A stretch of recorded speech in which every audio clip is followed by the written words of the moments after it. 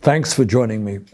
Let me say a few words about an issue that I know millions of Americans are deeply concerned about, and that is the horrible situation in Gaza today. As many of you know, the Netanyahu government of Israel has killed more than 50,000 people in Gaza in the last year and a half since the war began, and wounded over 112,000.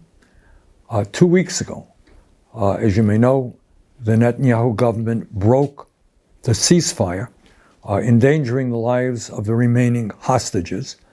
And in those 2 weeks, just the last 2 weeks, they have killed 320 children and wounded more than 600 other kids.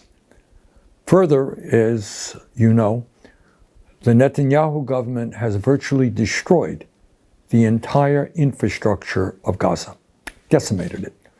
Over 90% of the housing has been damaged or destroyed. Hundreds of schools have been bombed. Every university has been bombed. The entire healthcare system has been virtually annihilated. Water systems and wastewater plants have been destroyed. And on top of all of that destruction, over the last several weeks, Netanyahu has ordered a total blockade. And you know what that means? It means that over the last 30 days, there has been absolutely no humanitarian aid getting into Gaza, no food, no water, no medicine, no fuel, and that is for an entire month. This is barbaric. So let us be clear. The United States must end our complicity in these atrocities. We cannot be part of this any longer. And that is why tomorrow I will be forcing votes in the Senate on 2 joint resolutions of disapproval that I have introduced, which will block almost $9 billion in U.S. arms sales to Netanyahu. These resolutions would stop the sale of more than 40,000 bombs, including tens of thousands of massive 2,000-pound bombs that can level an entire city block. That's how powerful these bombs are. As many of you know, I strongly opposed President Biden's blank check military aid to Israel, and I am equally opposed to what President Trump is doing. And let me just mention something to you that's almost hard to believe, and that is, as bad and horrific as all of this killing and destruction has been, there is something that is happening or could happen that is even worse.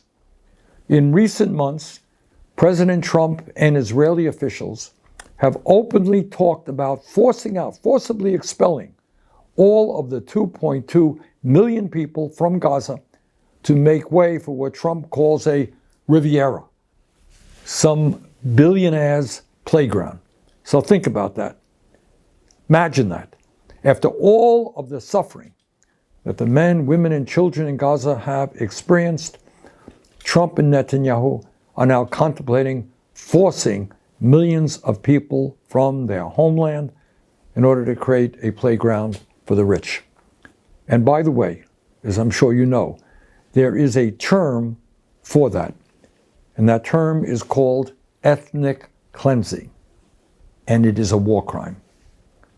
Let me conclude by mentioning something that I think most of you already know, and that is that we have a corrupt campaign finance system in which billionaires are able to spend unlimited amounts of money through their super PACs to buy and sell politicians and influence legislation. Elon Musk has threatened any Republican who might vote his or her conscience with a well-funded primary opponent. You vote against me, hey, guess what? We have unlimited amounts of money. We're prepared to defeat you in the next election. And AIPAC, the American Israel Public Affairs Committee, has done the same. If you vote, if a member of Congress votes against military aid to Netanyahu, AIPAC is prepared to spend millions of dollars to defeat that member of Congress.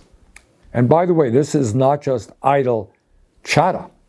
That is what they did last year to two very capable members of Congress who had the courage to vote against military aid to Netanyahu.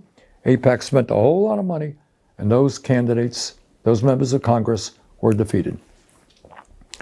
And all of that, amazingly enough, takes place at a time when the American people, ordinary Americans all over this country, do not want to send billions and billions more money, more dollars to Israel. In fact, according to a recent Economist YouGov poll, just 15% of Americans think we should be increasing military aid to Israel.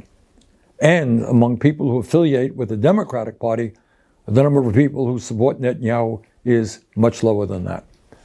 So let us go forward together in doing what is morally right and, in fact, what the American people want.